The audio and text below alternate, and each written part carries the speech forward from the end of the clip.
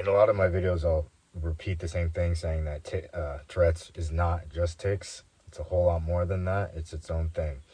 And I'm going to be talking about today one of the biggest things of how a person with Tourette's' brain works, something called disinhibition, and that how it affects like my daily life, and how it probably can affect just, anyone else's life. Disinhibition is a neurologically inability to restrain your speech or behavior. It's like your mental break. It's like your brakes in your brain.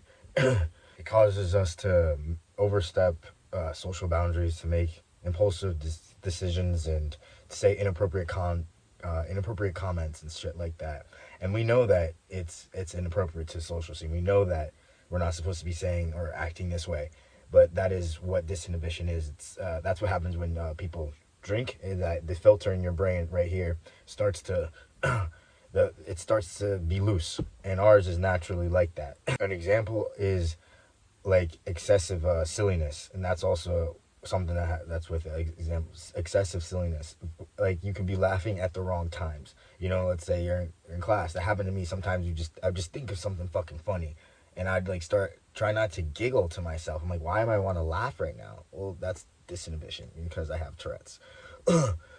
It's not a tic. It's just a direct result of how Tourette syndrome affects the inhibitory mechanisms in our brain, and how that's literally like what's affecting us is our brain, and how it's just not how it works. For me, it's contextual swearing. I swear a lot, and back in the day, people would always get pissed at that. I don't know why. It would, like, even the people who I knew also swore. They would get very upset that I'm just swearing.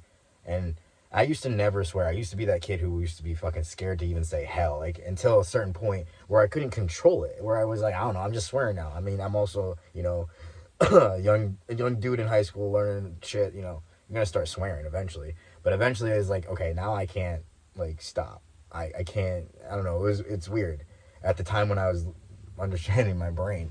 But now that I know what it is, but that's definitely not something that still affects people. Just get like, why the fuck you swearing? Because I'm fucking am, man. It's just a word in my head and it slips up. I try my best, whatever. Fuck, but that's how definitely something that's affected me. Stupid fucking swearing, contextual swearing, and the excessive silliness. Definitely. Just being funny all the time. It can piss people off when like they're not in a good mood, but like all of a sudden you're just like giggly and shit, or you're thinking everything's funny, even when you don't want to. That pisses people off. And I get it. It's just that I'm also, a person, and I'm also like, I don't know.